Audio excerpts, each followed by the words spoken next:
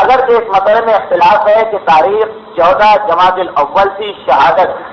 ولادت کی تاریخ 20 جمادی الاول سن 563 اعلان نبوت کے بعد، اور تاریخ شہادت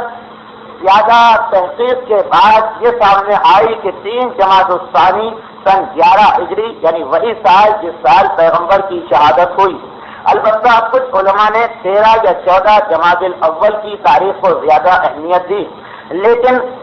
محسن الامین یہ اپنی کتاب کے اندر تحقیق کرتے ہوئے نقل کرتے ہیں کہ در حقیقت خاتون جنت کی شہادت کی صحیح تاریخ ہمیں نہیں پتہ، بلکہ جو روایت ہم تک پہنچی وہ یہ کہ خاتون جنت اپنے باپ کی شہادت کے بعد 95 دن یا 75 دن اس دنیا کے اندر زندہ رہی۔ اب جن روایتوں کے ذریعے یہ بات ہم تک پہنچی ہے وہ خط کوفی کی روایتیں، اور خط کوفی کے اندر نقطے نہیں لگائے جاتے ہیں، چنانچہ اگر آپ 95 لکھیں 593 یا 75 لکھیں 570 اور نقطے نہ لگائیں تو 95 75 بھی پڑھا جا سکتا ہے، 95 بھی پڑھا جا سکتا ہے۔ چنانچہ کچھ علماء نے اسے 95 دن پڑھا تو 28 صفر کو پیغمبر کی شہادت، جس کے بعد 95 دن لگائیے تو 3 جمادی الثانی بنتے ہیں، اور کچھ علماء نے نقطے تو نہیں لگے تھے اسے 75 دن پڑھا۔ اس صورت میں اگر آپ حساب لگائیے 28 صفر سے 75 دن تو 13 یا 14 جمادی الاول بنتے ہیں، لیکن علماء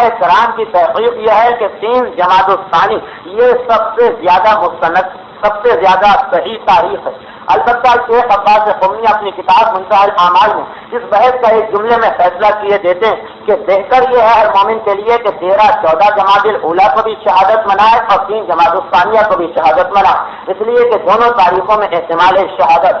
خاتون جنت کی کل عمر 18 سال اور 5 ماہ علماء نے بتائی، تقریباً 18 سال سے کچھ زیادہ۔ 18 سال کی عمر تھی کہ جب امت کے مصائب کو برداشت کرتے کرتے خاتون جنت اس دنیا سے رخصت ہو گئی تھی۔ برحمتک یا ارحم الراحمین